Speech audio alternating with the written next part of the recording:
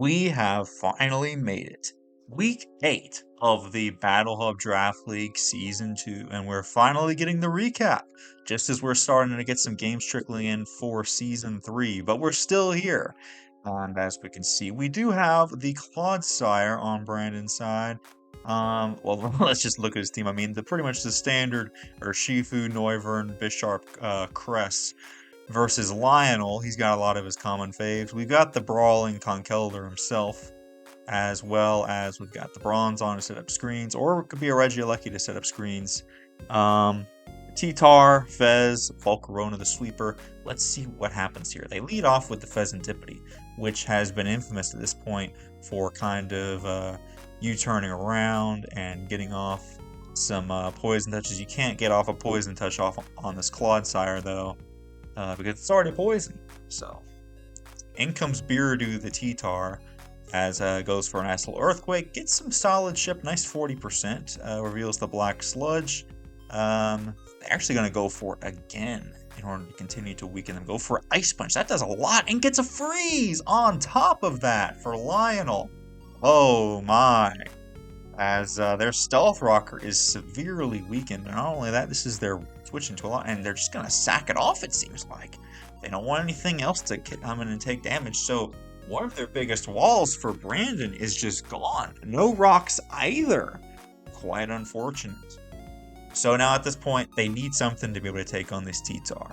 The Focus Sash on Urshifu, you're going to want to wait until the sand dies down in order to bring that back in.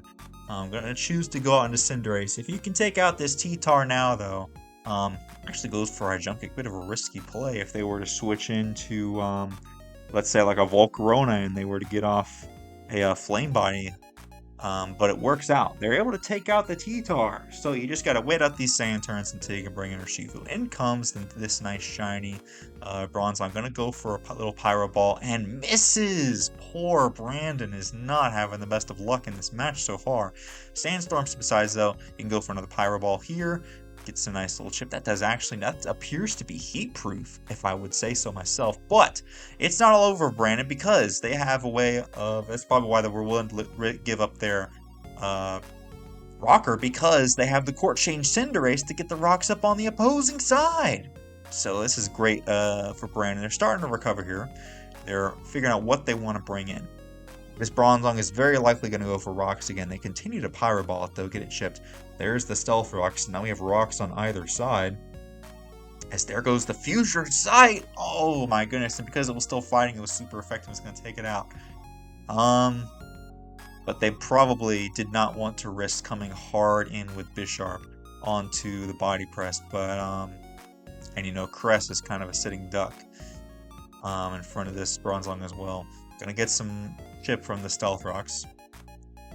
At this point, the only attack that this Bisharp can go for against this Bronzong to damage it is going to be the Sucker Punch.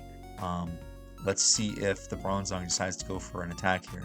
It could just go for a Body Press, not Suspension of the Terra, try to do some chip on this thing. Yep, there's the Body Press. +2 Bisharp though, you're not looking too shabby. Goes for the Sucker Punch, and indeed, there we go. Bronzong is taken out. Terra Fairy, Weavile Bisharp, still fairly healthy, and it's +2. Not a bad position to be in here. Gonna take those nice rocks. Unless they go for a screen. Oh, yep, there we go. Is it up? There's the Reflect. Very good play by LioneL to try to recover there. So now at this point, it goes for the Rapid Spin, actually, to get rid of those hazards. And the Cinderace is gone, so they can't even Court Change them back to the other side. At this point, they're within range easily of Sucker Punch, even behind Reflect. So down goes the Regieleki, and now in comes the Fezantipity, who can easily go for a nice little Poison Jab on this Bisharp. Just raw take it out because of Fezantipity. Don't underestimate speed. It's quicker than you expect. You know, I believe it's base 99 speed.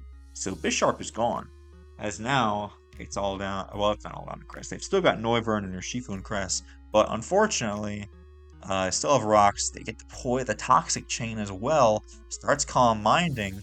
I can't remember if this Cress had Lunar Blessing or not. If they have Lunar Blessing, that'd be solid, because then they can heal up and get rid of the poison. Nope, just Moonlight. I think Lunar Blessing would have been a little bit better here because now this Crest is in basically.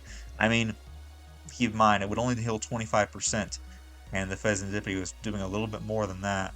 Um, so it's kind of a lose-lose situation here. Just trying to heal up as much as possible, but this poison is going to continue to take effect. That was about 25. I didn't know. Yeah, 25%, so the next one will be about 30. Goes for the Shadow Ball here. Does absolutely nothing because Pheasantipity is an absolute Spadef monster. So the Reflect is finally gone. Um, so that's good for Urshifu if it wants to go for like a close combat. Of course, the Surging Strikes will ignore the Reflect, but now it's gone. All I have left is they've got the Pheasantipity, they got the Volcarona, and they got the Conkeldurr. But it's all down to this Noivern and this Urshifu. Continues to go for Poison Jab. As now goes for the Sword Stance. After the damage it did, I'm feeling like this thing is banded, almost certainly, if that's the damage it did to Cress.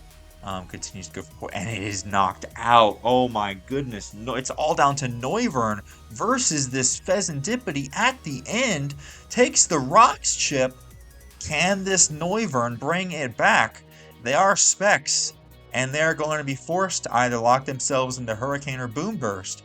They're going to go for the safe play of going into Boom Burst. 100% accurate, fairly strong, but they've already Terra'd.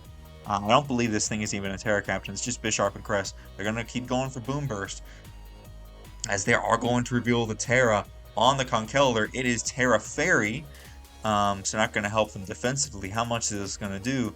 Oh, that's Salt Vest as heck, and the Ice Punch is just going to finish out Brandon's Noivern.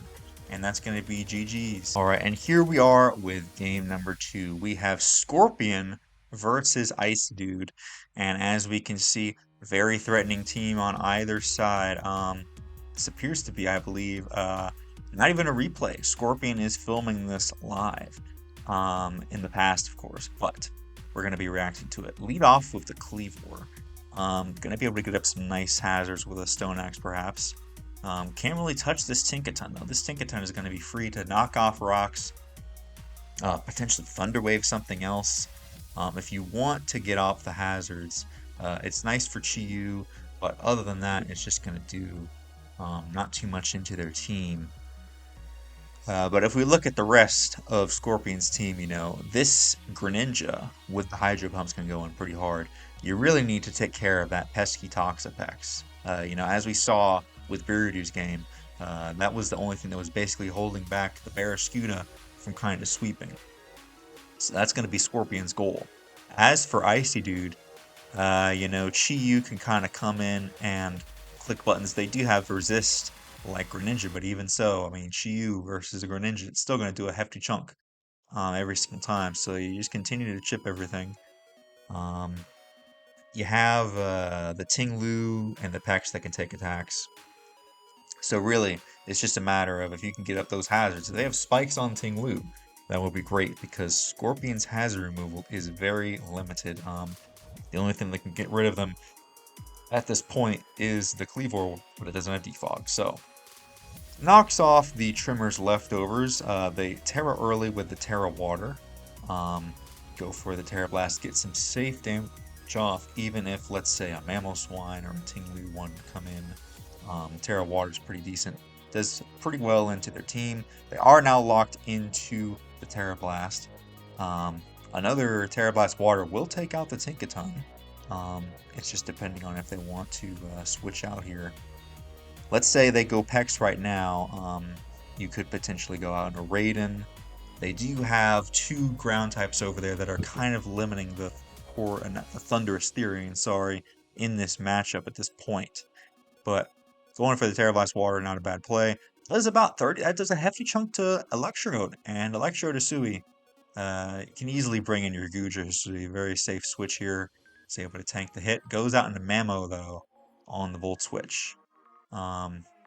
Likely afraid of potential. I believe it's a Terra Captain. If you have Electricity, it's got to be a Terra Captain for Icy Dude, but I honestly cannot remember at this point.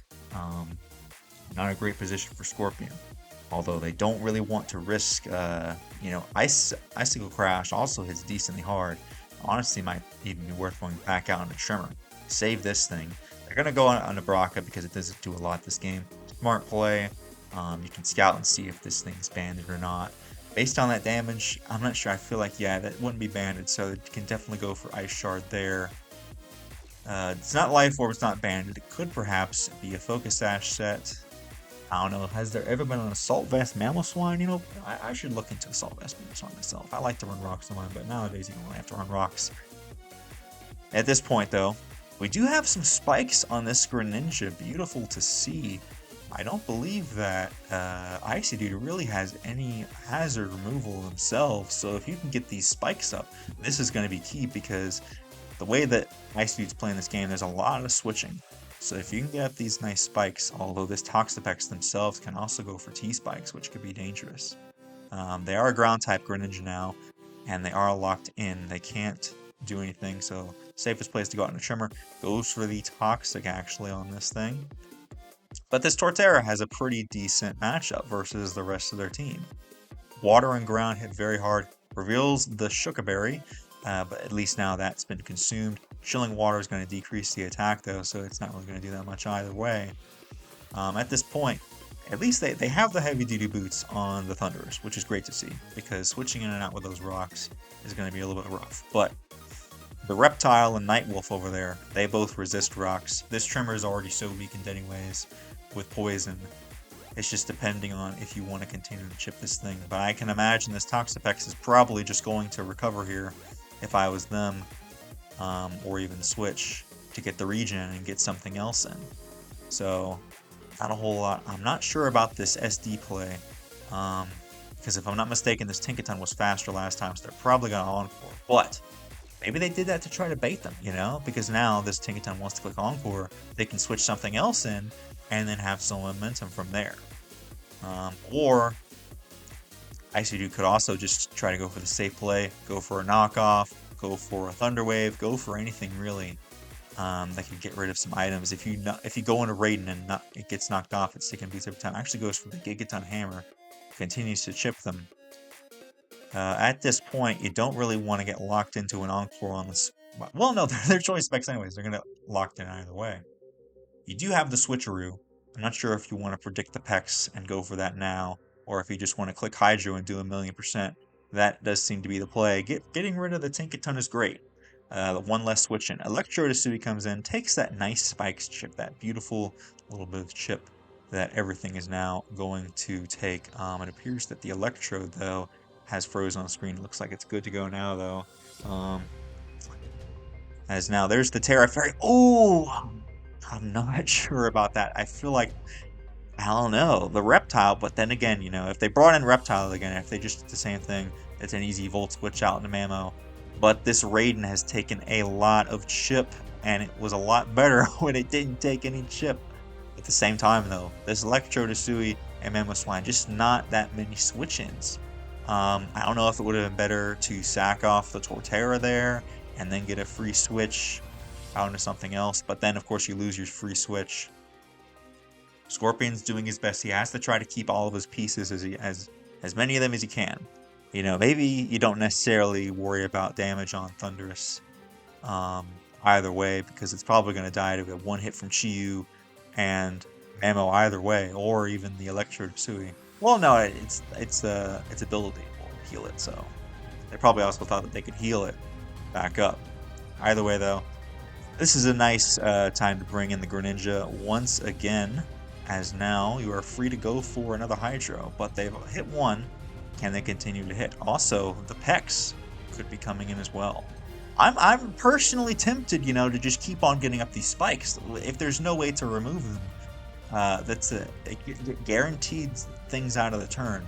Although, having this Greninja, you know, being one of the final huge attackers, you know, Choice Specs Greninja, they're really leaning into Extra Sensor. I don't know if I would click that myself. Yeah, because, you know, Ting Lu is such a big attacker, and now this Greninja is unfortunately dead to rocks.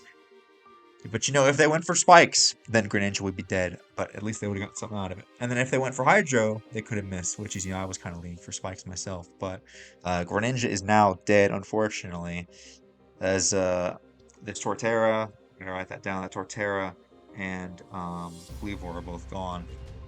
At this point, though, Thundurus can at least go for the Grass Knot, but they are just going to continue to Whirlwind. I'm surprised that running Whirlwind that they haven't tried to run I had some T-spikes on Pex, some spikes on Ting-Lu. At this point, though, it is looking rough for Scorpion, but they still have the Gujar Hisui and the Night Wolf both at full. Well, not full. Night Wolf's at full. Gujar Hisui is a little bit chipped. But the next Grass Knot seems like it will kill this Ting-Lu, and then it's going to take spikes on the next time around. I think, I feel like at this point, this Grin, well, it killed the Tinkaton, so I feel like it could have gotten at least one more spike. Although, really, two spikes, you know what they say, it's not really as effective. It's only a 6% increase, I believe, so it might not have been worth it as much. Although some rocks would have been amazing if we could have seen the Cleavor go for Stone Axe at a certain point, but it just didn't have the opportunity, unfortunately. As Ting-Lu comes in, takes some nice chip from Earthquake. The Surf, I have to imagine the Surf would kill. Surely Surf kills. If Earthquake did 12%, Surf should do 18%. They're actually going to switch out, though, to make it take the damage. That's interesting. I guess that they thought they might switch and save the Ting-Lu, but it's already so close to death. I think they were just willing to sack it off there. In comes Mamo, finally takes some chip. Not sure if it was Sash, but if it was, it's broken now. But this is just an easy Ice Shard here. But that's the thing. This seems like a good time to go Nightwolf. You've got the boots on Raiden. No sense in letting it go down here necessarily for free. Nightwolf, you're going to get your defense boost. You can save that. Oh, that they're just going to let the Torn go down. Okay, that's fair. They didn't want to risk it taking any chip. This is their win con, essentially, so keeping it as full as possible is great. Because, you know, at this point, Electro Hisui could just come in any time versus Thundurus and kill it from there. Continues to chip this thing. Icicle Spears keeps going for Iron Defense, although I didn't see leftovers, right? There's no leftovers on this thing. What item is this? Keeps on shipping it. The Mamo Swine is gone, though, so the win con's at least coming through for him. I'm not sure if they're going to live a hit from this Electrode. It's Terra Fairy, so there's no way they live a hit. They did notice all 5 Icicle Spears on that Mamo. I'm not sure if they're loaded dice or not. I can't remember, but getting all 5 hits is still lucky even on a loaded dice set. Which I do believe is kind of cost Scorpion this game. If they could have kept that substitute up, that would have been great to get rid of the Electrode or either one coming in. Now it's all down to Reptile, unfortunately, here. Goes for an Earthquake, and it's not going to do anything. As now at this point, I do believe that this might just go on for a little bit longer than it should, as this Toxapex is simply going to continue to wall Scorpion at this point. Continues to Chilling Water, doing absolutely nothing. How far ahead do we have to skip? Quite a bit, it would seem. Lots of recovers, lots of Chilling Waters. It's so close. 2%. It's almost there, folks. The Earthquakes are all gone. And finally, the last Chilling Water is going to take it out. And that is going to be GG's to Scorpion and Icy Dude. Alright, and so here we have Emerald versus Aprater. The full-on electric terrain versus the full-on snow. Who's going to win out and come on top? Adam's got a lot of scary Pokemon over there. We've got the Slush Rush plus the Aurora Veil plus the Ice Cube. We've also got Webs. We've got the Phalanx. The Sterilage could always be scary as well. Lots of setup. On Emerald's side, we've got a lot of like Sashes and Air Balloons just trying to mitigate immediately getting swept. They're going to lead off with the Focus Sash Toxicity immediately to try to get a big chunk of damage off right off the bat. We'll see how that works out for them here. Lead Vikavolt versus Neffen, the Sash, which is going to immediately go for the Boom Burst here. As now at this point, they're going to Terra, go for the Boom Burst. How much does this do to Vikavolt? Immediately kills it with a crit!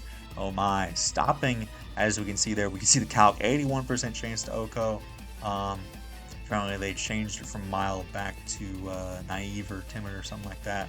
So did a little bit less than it did in Mox. But this Ice Cube, its ability is not going to matter because Toxtricity is a special attacker.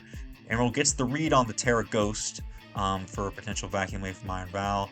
Goes for the overdrive into them, does a hefty chunk still, and goes for an agility. But this Toxtricity is still focused. As we're unclear if the Vikavolt went for an attack or just went for webs. At this point, though, Toxtricity continues to go for. It actually goes for a shift gear here to try to match this Ice Cube speed. So now it is even faster than an Alolan Ninetales, and should also be faster than a. I believe should be faster than the Titan in the snow. I want to say. Goes for an overdrive, another crit. That crit does not matter though. But at this point, that's two of the Praetor's Mons down. This Titan as now, who do they want to bring in? Brings in the Phalanx.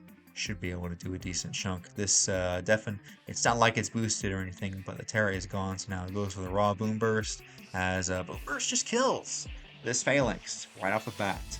As now, Scarlet comes in, and at this point, I'm forced to go for the overdrive. Let's see how much this does. Yep, it's not going to kill the Scarlet. Goes for the flame charge, actually. I'm surprised that they didn't try to. Yep, there's the plus 2 speed, still able to outspeed the Scarlet. As now, it's just down to Ice Cube and Alolan, or not Ice Cube, it's down to Titan and Alolan Ninetales. As the Titan's going to come in. And Terra Normal Boom Burst gets the Ice Shard off. Not enough, though, as the Titan now goes down as well. And it's all down to the Alolan Ninetales, and Toxtricity is still alive. As now, gonna go for yet another Boom Burst here. How much is this gonna do to this Ninetales? Has half decent Spidef bulk. Yep, able to survive and go for the Moonblast there and take out the Toxtricity finally. But at this point, the damage is done, and Iron Valiant is going to be able to come in here and snipe off this last kill with a little Shadow Sneak there and take out Alolan Ninetales, and that is going to be GG's and a extremely fast game from Emeraldminer versus Aprater. Alright, and so here we have probably our final full-length game of the regular season. We have Raymon versus Pokemaster in quite the interesting match. We've got the Assault Vest on both the Excalibur and the Azu. Meanwhile, over on Pokemaster's side, we've got this Rain team with this Politoed and Ludicolo with the Walking Lake as well. I believe that they kind of made some transactions to get this towards the end. This Drizzle is going to continue to boost up this Azu, which, if I'm not mistaken, is Sap Sipper, I believe, for Ludicolo. So it's not even huge power, so it's not going to be as much. But, you know, that knockoff did absolutely nothing compared to how much it would usually do.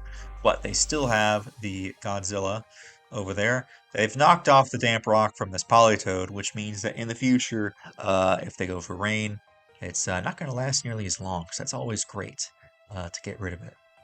In comes back Excalibur, goes for yet another Weather Ball. AV Bax is easily going to eat this up, and this is a free Earthquake, actually. I'm trying to figure out what they suspected was coming in on the Earthquake. They locked them into an Encore. Oh yeah, the Iron Shreds they likely fought. So now they're locked into Earthquake. That gives them a free switch into Meow. Well, kind of free, you know. It takes roughly 20% from EQ, so it's a little bit chipped. Although most Meowscaradas in draft I see are Scarf or Branded. Rarely do I see a Focus Sash unless it's a lead. Goes for the Power Gem, actually, becomes Terra Rock, and does a fair chunk with a Life Orb. You know, that's pretty decent. That's some cool tech over there, the Power Gem. Hitting both Excalibur and Corv and Zapdos. Now we send in the Walking Lake, it would seem. It's going to be boosted by that rain, so these Hydro Steams are going to hit hard. And it can outspeed a lot of the Mons, but as long as they've got this Azu, they are fairly safe. And that's just a free player if they're actually going to go for a flip turn. Get a little bit chipped, you know, keep on chipping things as much as they can. But what is going to come in is the question. You know, I potentially a Ludicolo, I could see that, but it's not going to really do that much. It really depends on if Pokemaster suspects this Azu of being a nice play, getting into play rough, coming in with the Chandler. That could have been bad if Raymon predicted with the liquidation. Now would have just taken out their Chandler, but they have it in now. What are they going to do with it, though, is the question. Goes for the Shadow Ball. Nice, safe Shadow Ball. It's a crit, so that definitely does not appear to be specs, because that was crit. It did have an Assault Vest, you know, but all those factored in. I would expect a spec Shadow Ball to do a little bit more to an AV back Excalibur. That's just me. So it could be Scarf, could also just be Heavy Duty Boots. They're gonna switch out the Chandelure. In comes the Iron Shreds now on the Glaive Rush. Resist. You know, Pokemaster's getting a lot of these plays right. Now we'll see what wants to come in here. In comes Raiden. Raymon's playing this fairly safe, but keep in mind, at this point, they are pretty much at the top of the leaderboard. They have pretty much secured playoffs either way. So you can get an idea that Raymond's not trying to do anything risky, not trying to make any big plays. He's just playing this as safe as he can. Goes for the Heat Wave on the Politoed, does absolutely nothing. Gonna go for a Hurricane now. And that's another thing, you know, is that it's boosting up the Azu, but mainly it's also giving the Zapdos 100% accurate Hurricanes. And I believe we saw in another battle versus an Umbreon. Who had the Umbreon? I don't know. I can't remember. Maybe it was Icy Dude. It might have been Raymond versus Icy Dude, where this Hurricane's often confused. I'm just going to take out the Iron Shreds there. There's a fair chunk to it, though, with Stone Edge. You can't even lie, as Iron Shreds goes down. But they still have their Core, their Azelf, their Probopass. I mean, look at all these mons. Fairly healthy. They're a little bit chipped, the top 4, but they're doing all right. This Ludicolo is in a Swift Swim. I don't think this rain's going to last that much longer. Let's see if they want to go for... Ooh, the Stealth Rocks, though. You love to see those rocks. As, yep, there goes the Weather Ball. Takes out the Core. Very nice. Beginning to punch some holes with that Life Orb Ludicolo in the rain. The question is, can this Ludicolo touch this Godzilla? I'm trying to remember if this... I would want to say, surely the Swift Swim Ludicolo is the Terra Captain. But I can't remember. Now at this point, in comes the Azu. They know they can take a hit no matter what with the Assault Vest, but the rocks are chipping it. It's nearly at 50%. It's like 52, 50 something, as it all depends on what this Ludicolo wants to do. But it's not like the Azu can do a whole lot. Without its huge power, you know, even with the rain, this Ludicolo resisted hits. So if they would just want to go for, I wonder how much a Life Orb Weather Ball in the rain would do to an Azu, but they're not going to want to find out. That's fair. Keep the Ludicolo healthy. If it's Life Orb, you don't want to necessarily take a bunch of chip. It was indeed Choice Scarf, so there we go. Knocks it off. As the Chandelure is still able to live the hit, but it's not going to live a knockoff into an Aqua Jet. So sacking off the Chandelure, wanting to keep the rest of their mons healthy at this point. Fair enough. Who is going to take out this Azu, though? Because if they can remove the Azu, the Walking Wake can kind of go in, almost, you know? I want to say, goes to a Power Gem. How much is it going to do? You know, they can't go for their Flower Treat. They can't go for any of their grass attacks, but I would say that surely that's 2 at KO range. And the Meowscarada is Rock type now, so it's going to die to that Aqua Jet easily. Sins and Politoed now.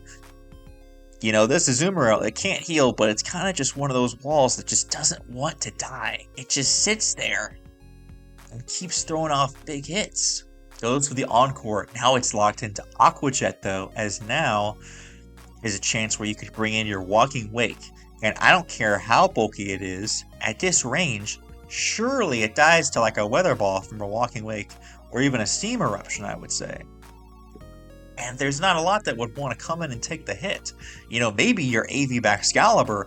This is a situation where those Stealth Rocks are going to continue to... And finally, the Azu goes down as Raymond is in a bit of a precarious position. Their Focus Sash on Azelf is not going to help them in this case. The Raiden is going to take a fair amount from hazards. This Walking Wake is looking in an excellent position. I'm not sure if it can get the kill, though. Sora is Expert Belt boosted. This is going to do a lot to this Walking Wake if they can live the hit. Well, actually, it doesn't have to worry about living the hit. It's because it should be faster than Walking Wake. I'm not sure if this Walking Wake is Scarf or not. We haven't seen. I would assume Specs. So this is kind of the one thing that's stopping this Walking Wake from just kind of sweeping at this point. He's going to go for the Dazzling. Doesn't take it out. Let's Walking Wake's natural bulk is able to hang on. I was thinking, Expert Belt, not the strongest item. A Life Orb might have taken it out. Not Ebel. Oh, no, it's not Ebel. It's Focus Ash. I'm sorry. I'm thinking of the Expert Belt on the Zapdos. My bad. That was just a Focus Ash as of. It's not boosted by anything. So it's going to go down. In comes Politoed. Some hazards would have been great from Raymon at this point, but of course, now that the Walking Wake is that chipped, the Baxcalibur no longer has to fear it because of its Ice Shard. Ludicolo is in though, and there's not really any more switch-ins. It's going to try to sack off the Zapdos to a hit. At this point though, Politoed is dead, so however many turns of rain you have, this is all you got left. As Meow comes in, and there's those pointed stones. Excalibur's going to take him again. Every hit is absolutely crucial. I mean, not every hit. Every switch is crucial, because that is only one more time that this Excalibur can come in safely. Nigel's going to come in. It's at full health. It's going to take a little bit of chip, but it can try to endure and go for some tactics here. If this Meowscarada tries to do something shady, I'm not sure what they're going to want to do though. Goes for the Endure, or goes for the Flower Trick now. But yeah, it's just not going to. There's the Life Orb as this Meow is just gone. So didn't get a lot out of that turn. As Walking Wake is in now, they're going to Endure again. A little bit risky there. I believe it's only it's like Protect, I think. But does it affect it if I wonder if Endure is still 50% if he didn't go down to 1 HP though. There's the Custap Berry now. Dazzling Gleam. I might have tried to switch out personally, but maybe they wanted to save Ludicolo. Although, no. Actually, no. You need Ludicolo alive, so that was a smart play by Pokemaster because Walking Wake is dead to Excalibur anyways, so great play using the Walking Wake to take care of this. And the manual rain setup by the Ludicolo means that it's going to be faster than everything on their team. And now goes for the Weather Ball. So Probopass is dead. I think is Zapdos dead? Yeah, it's all just down to this Excalibur who's going to take those rocks and is so close to death at this point that now we do see the Weather Ball and it's going to take out the Godzilla. And that is going to be GG's to Raymon versus Pokemaster. The hazards, absolutely crucial there. And now keeping with tradition up to this point, we have some footage from DaBest versus Jack, aka just Weavile. And they sent us quite a lot. We've got like 16 pieces of footage here, so roughly 8 minutes here. I'm not sure where exactly in the battle this is at, but this does appear to be the Hisuian Zoroark disguised as the Regidrago. We do now see the Terra Steel Florges from DaBest. Let's see what this is going to do here versus the Darkrai. So, going to take this Ice Beam real quick, eat it up. It's a crit! And the freeze! Oh my goodness, that is so unfortunate to have all that rack up there. That would have just been an easy Moonblast. And they Terra Steeled, predicting either maybe a Sludge Bomb or an Ice Beam. Now it goes to the Dark Pulse, which is neutral, and continues to just get some leftovers cover there. Can't really do much at this point. Continues to try to protect to get out of being frozen. But I think the Dark Pulse might just finish it off. And this was most likely their not Registeel, there's Darkrai counter, which is now gone. In comes Void Termina, who may or may not be a Hisuian Zoroark. Nope, this is just the regular Regidrago this time. Goes for the Dragon Energy. Scarf brings the Darkrai down to their sash. Would have loved to see some hazards, perhaps, from not DaBest. DaBest. Sorry, I don't know why I mixed up my head. Would have loved to see some hazards from DaBest, considering that they have a Gliscor, but it does not appear to have gotten them up. Now we are in with the Iron Bundle versus the Delphox here. Boosted speed, as We see the Scarf Delphox there. It looks like we also have the Scarf Rage Drago, which is gone. The Florges is gone by this point. As we're doing our best to keep him in order. Lands a Hydro Pump. Just Weavile has been pretty lucky landing these Hydro Pumps with Bundle, as now the best is down to 3 Pokemon, unfortunately. One of them being Specs. We can see this Gliscor does not have any hazards. Oh wait, no, my bad. It's this is the Hisuian Zoroark disguised as the Gliscor because the Regidrago is gone. So it moved on to the next one. Now we have Gliscor here. Goes for Memento. I'm not too certain about that, honestly, because this Iron Bundle's attack is Spadef is so low. I feel like a Specs Hyper Voice should have taken it out, maybe. Instead, now it's just a loss for the Zoroark is gone now, as now we do see the flip turn on the Sneasler rather. Who is going to come in to try to face this thing? In comes, yep, the Great Stripe, the Landorus. This is just a free turn. Do we see a potential SD? Yep, there's the Swords Dance. I'm not sure if this thing has any coverage to hit this thing. You know, this thing is in the polar area in Hisui. I'm not sure if it even has any Ice-type moves. The Intimidate sucks for the Sneasler. We do see that Mark Soul sub fades away as it goes for the Toxic now. So can we see some hazards on this Gliscor set? We haven't seen it yet. But if it's running sub-toxic, I would doubt it. As now, Gliscor is going to switch out here into the Sneasler.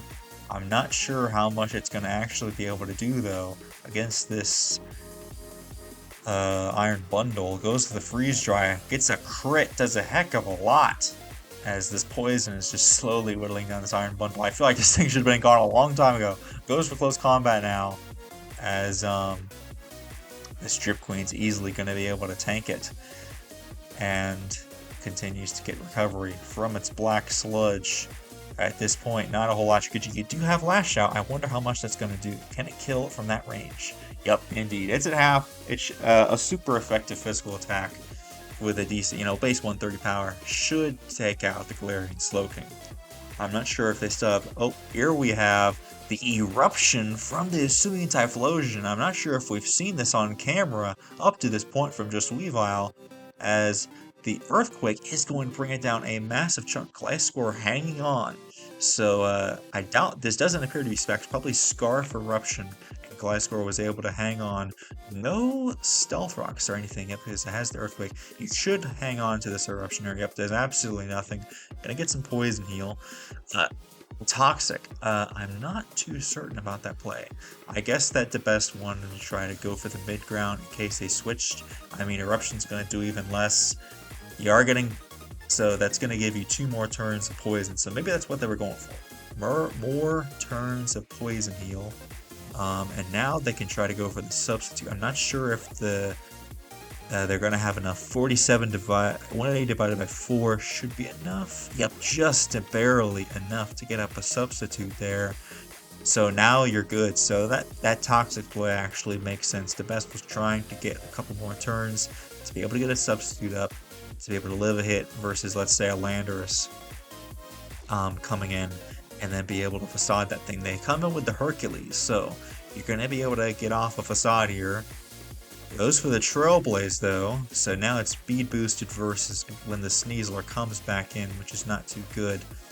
But that does mean that they still have their substitute up because Trailblaze does do a lot, so that means that Hercules should go down to this next Facade. All the while, the Gliscor is continuing to get Poison Heals, so the best is trying their best to stay in the game. Oh, it looks like this is actually the last, but I didn't know that Sneasler had gone down previously. But the Terra Steel does mean that they were able to live the Facade, and now the Terra Blast is going to take them out. Oh, well, no, my bad. They're faster here, so they're going to live the Facade and coming. So great play by Just Weavile, saving that Terra right up until the end as a defensive Terra to be able to hang on. And now it's going to likely take out this Gliscor on the next turn, and that's going to be the end of the battle. Well, we don't know. We don't know how much. It does 25% to break the substitute, maybe a little less. Yep, there's a Terra Blast. The Guts boosted Terra Blast Steel easily going to take out that Gliscor, and that's going to be GG's to Jack versus DaBest. And yeah, nice 3-0 Alright, victory. so some of the other matches we don't have footage for. Here we have Beardo versus Captain Beanard. Was never played. Same over here with Stefan versus Almond, actually.